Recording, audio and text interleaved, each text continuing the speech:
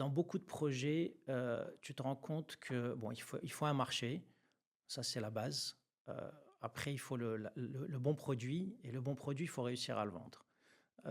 Et c'est difficile en général de cocher toutes les cases. On va plutôt avoir plus d'appétence en développement ou, en technique ou en production. C'est une vraie force d'avoir conscience en fait de ces angles morts et de se dire: «On est bon, là dans un domaine, mais qu'il y a des choses qui nous manquent» et que réellement, même avec beaucoup d'efforts, ben, c'est compliqué d'être aussi bon que d'autres dont c'est réellement la force.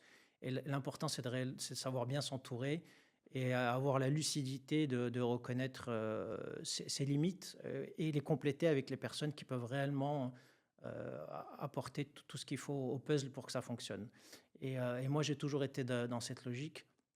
Et c'est pour ça aussi que dans ces associations, il faut faire attention à avoir des personnes vraiment complémentaires, qui ont pas, les mêmes atouts parce que sinon, en général, ils vont avoir les mêmes biais et après on tourne en rond, on se marche dessus et ça fonctionne pas. Donc c'est beaucoup mieux d'avoir dans l'équipe des gens qui voient qui apportent des choses qui sont différentes. On a souvent tendance à même à recruter des gens qui nous ressemblent et ça vraiment il faut l'éviter parce que c'est la complémentarité est clé.